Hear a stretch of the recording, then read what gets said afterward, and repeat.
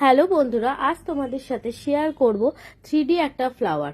তো এখানে দেখো, আমি প্রথমেই 3D অ্যাক্রিলিক পাউডার দুটো কালারের নিয়ে এখানে কিন্তু আমি পাতা পাতা টাইপের মোটিভ করে নিচ্ছি।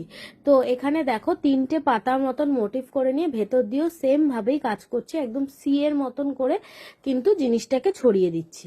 এবং দেখো এখানে তারপরে আবার একটা পেটেলসের মতন, মানে সি এর মতন করে ছড়িয়ে ছড়িয়ে সেম ভাবে ফ্লাওয়ারটা করছি।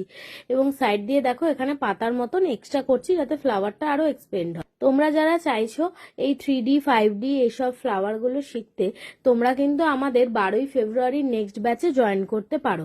পরবর্তী ব্যাচের কোর্স ফিস এবং বাকি ডিটেলস এর জন্য অবশ্যই হোয়াটসঅ্যাপ করে ফেলো।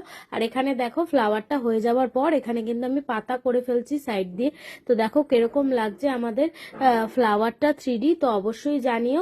আর এই ধরনের ফ্লাওয়ার গুলো কিন্তু আমাদের ক্লাসে একদম ডিটেলিং এ শেখানো হয়, প্লাস প্রোডাক্ট নলেজ দেওয়া হয়, সমস্ত কিছু এখানেই ক্লাসে দিয়ে দেওয়া হয়। তো দেখো আমাদের ফ্লাওয়ারটা কিরকম লাগছে। এরপরে আমি এটাকে সুন্দর গেট আপের জন্য সাইড দিয়ে আমি কিন্তু গ্লিটার দিয়ে দিচ্ছি। কেমন লাগছে অবশ্যই তোমরা কিন্তু জানিও।